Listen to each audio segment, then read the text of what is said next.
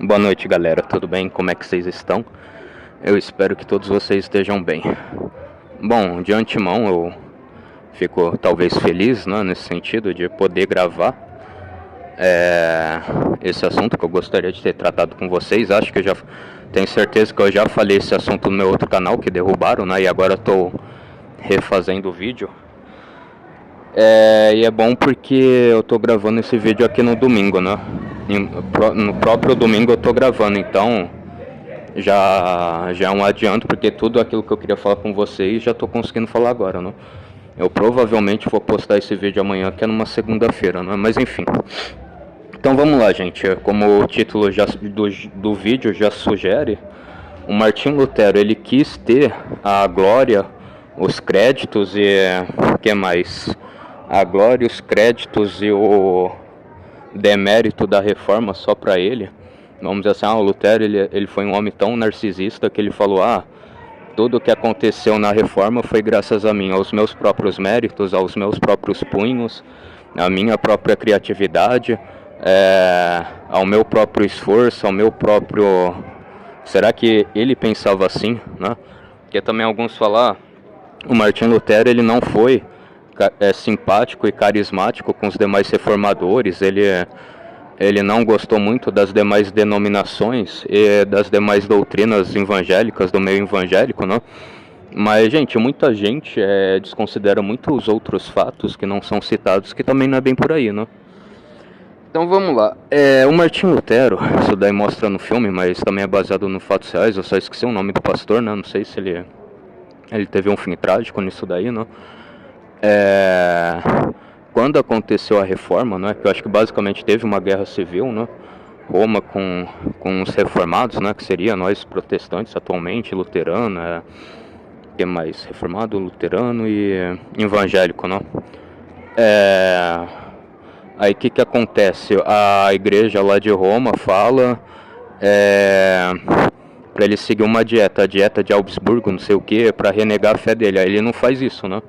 E aí meio que começa uma guerra civil, bem entre aspas, né, entre o católico e entre o protestante, né, durante esse tempo. Aí tinha um amigo dele, que era holandês, né, ele era da mesma diocese do Martinho Lutero. Hoje em dia a gente não sabe, né, se ainda existe essa diocese, ou se ela foi dissolvida e criada em outra, ou se ela foi extinta, né, faz muito tempo, mas o fato é que a diocese do Lutero, ela era muito augustiniana, né, seguia muito a tradição do Augusto de Hipona, né,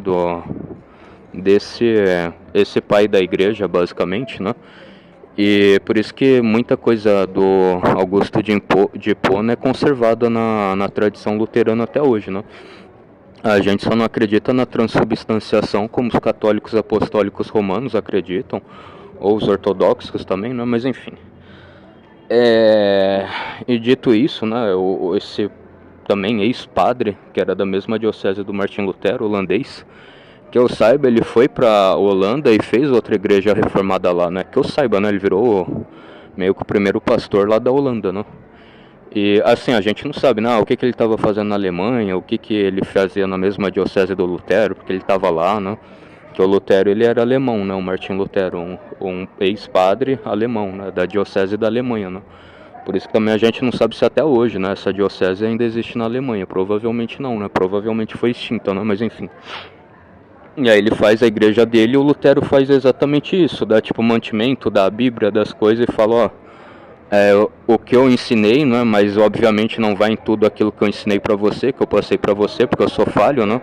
Você deve ir atrás da Bíblia, ver o que a Bíblia fala, né, a sola escritura. A gente é sola escritura, né, mas a gente não chega a ser a nuda escritura, né? Porque a nuda escritura quer cancelar tudo, né? Até a tradição, né? Algumas coisas boas da tradição, da elevação das músicas, das almas, né? Pra pessoa realmente se sentir, sei lá, num lugar 100% cristocêntrico, né? Vamos dizer assim.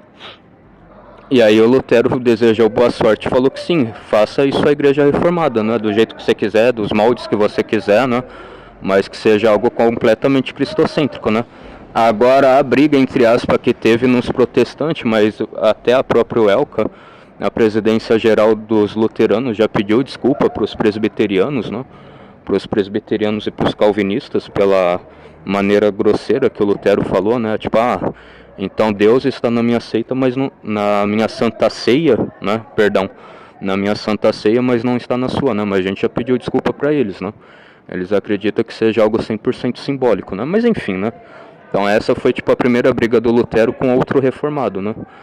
Teve também a briga com o Henrique VIII, mas enfim, né? Acho que é por causa de divórcio, né? Mas aí também não vamos tanto entrar nesse demérito dessa questão. Enfim.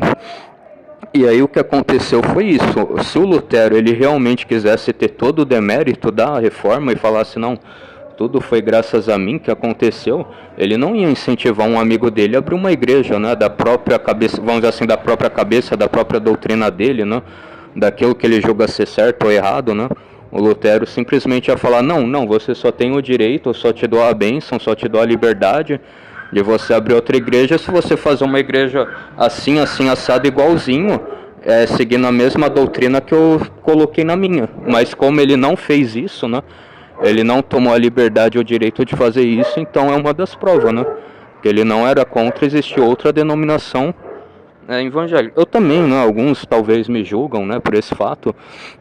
Mas realmente eu acho que isso. Eu acho que se o Lutero não tivesse implicado tanto nessa questão da Santa Ceia, menos denominações evangélicas ia ter no mundo, né? Tipo, se bobear só ia ter a luterana, a presbiteriana, a calvinista e talvez a anglicana, né? Outra assim, né? Iam ser só três, né? Só três denominações iam ser. Então, acho que assim, o movimento protestante evangélico ia ser muito mais forte no mundo, né? Por não ter tantas cisões, né? Mas enfim, também é um assunto para outro vídeo, né? Quem sabe no outro vídeo eu também trato desse tema com vocês. Enfim, essa é uma das fórmulas, né? Uma das fórmulas, não, uma das formas, né? Uma das provas que não, ele não era errado, né? Ele não achava errado. Também, quando o Lutero escreve os catecismos, ele também não se opõe você, luterano, visitar outra igreja, né? Tanto é que até hoje, né, isso a nível mundial, nenhum luterano é proibido de visitar outra igreja, né? Eu visito, né? Para vocês terem uma ideia, tem um garoto, vamos dizer assim, um casal de jovens da minha igreja, né? O garoto, vamos dizer assim, tem meio que uns 30 anos, a menina tem uns 25 anos, ou quase 30 também, né? Não sei. Eles se casaram na igreja, a família da garota, dessa moça da igreja, ela é católica, né? Católica Apostólica Romana. A família desse garoto é da Congregação Cristã do Brasil, né, a CBB. Aliás, mudou o nome, né, Congregação Cristã no Brasil, né, acho que mudou o nome, mas enfim, né. E aí parece que a família da garota, que é católica, entrou dentro da nossa igreja, né. Entrou, comunhou, viu a igreja, cumprimentou ela, né, por ela ter se casado, foi parabéns, né. Agora a família do garoto, que é da congregação, nenhum deles entrou dentro da nossa igreja, né? Se fosse ao contrário, alguém luterano, alguém dos nossos se casando numa igreja da congregação, a gente não ia ser mal visto, ser julgado, ser proibido de entrar na igreja da congregação, vocês entenderam? Então é isso, se o Lutero ele tivesse tanta essa questão de querer colocar o demérito da reforma só graças a ele, por ele não ia deixar a gente nem entrar em outra igreja, né? Qualquer igreja que seja, que fosse, né? Enfim, vamos lá, agora para finalizar. Agora, obviamente, né, o que não é muito falado é que a gente não acredita, que a gente se salva pela tradição, né? Se eu não estou enganado, o aspecto católico, o aspecto ortodoxo, eu acho que eles meio que falam isso, né? Que a pessoa também se salva pela salvação, se salva pela tradição e se bobear nem tanto pelo que está escrito na Bíblia, né? Pela palavra de Deus, pela escritura, pela escritura, né? E aí realmente está errado esse tipo de comportamento. Assim, eu concordo, né? Quem quer concordar com isso, concorde, né? Quem não concorda com o que eu falo também respeito, né? Mas eu particularmente não concordo. Agora, assim, por exemplo, as cores do calendário, né, do calendário litúrgico, geralmente são esses e começa nesses, né? O branco, o verde, o vermelho, o violeta, né, ou o roxo, né? Preto, aqui eu esqueci o nome, mas não era dourado, né? Que seria o amarelo, azul e rosa, né? Raramente uso rosa, né? Mas também poderia ser por ordem alfabética, né? A ordem alfabética que eu saiba é ser amarelo, azul, branco, cinza, laranja, marrom, preto, roxo ou violeta, né? Aliás, certo, o verde e o vermelho. Mas aí é que tá, gente. Como a gente fala, ninguém vai ser salvo pela tradição, né? Pela tradição da igreja. A gente acredita que a pessoa é salva, né? Lendo a Bíblia, né? Não acreditando naquilo que a tradição fala, né? Vocês podem entender se a tradição fala A ou se a tradição fala B, né? Então, não influencia nisso, né?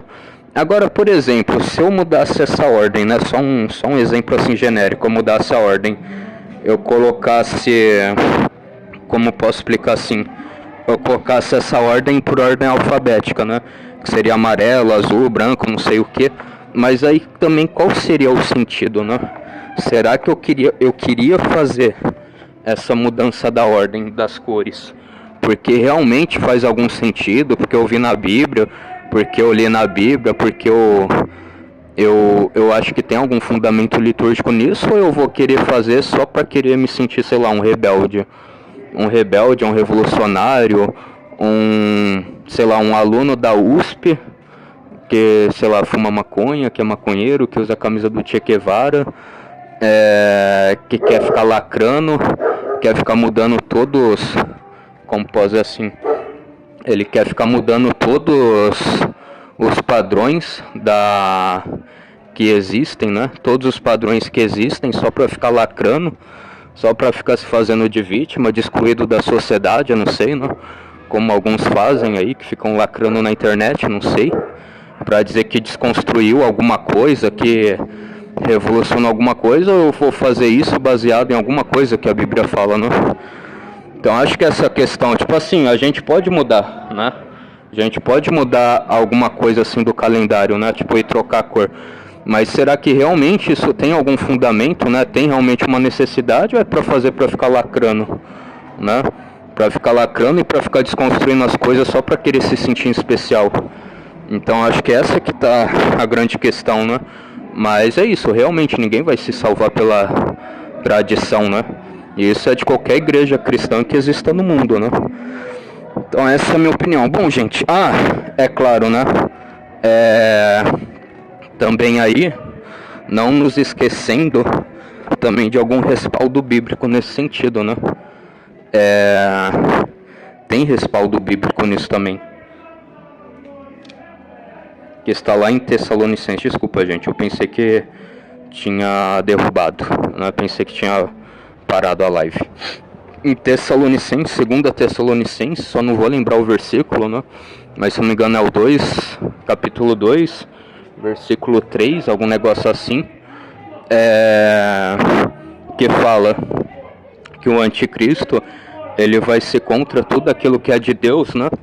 Tudo aquilo que é divino, e vai confundir os outros. Então é basicamente isso. Será que, né, as pessoas que querem ficar mudando as coisas assim do nada, de uma hora para outra, só para ficar lacrando, para dizendo que é o maioral, que pode, que acontece, será que essas pessoas talvez não tenham supostamente algum espírito assim meio parecido do anticristo, que segundo a Tessalonicenses fala, querer ir contra tudo que é divino, tudo que é de Deus, tudo que é adoração de Deus ele quer ser contra? Então eu acho que tem um pouco a ver com isso, né? Bom, galera, finalizo o meu vídeo. Muito obrigado para os que assistiram e me deram audiência até aqui, né? Deus abençoe imensamente a vida de vocês. Muito obrigado, e agora sim me desculpa aí pelo barulho da cachorrada, pelos latidos, né, que atrapalharam o vídeo. Desculpa aí o som alto dos vizinhos, né, que liga som aleatório, som que atrapalha o vídeo, né. Desculpa aí pelos fatores exteriores, né. Eu espero ter passado a mensagem que eu fiz com carinho e amor para vocês, né. Espero que todos vocês tenham gostado e aproveitado o vídeo, e é isso. Então fiquem todos na santa paz de Deus, até mais e fui. Tchau, galera.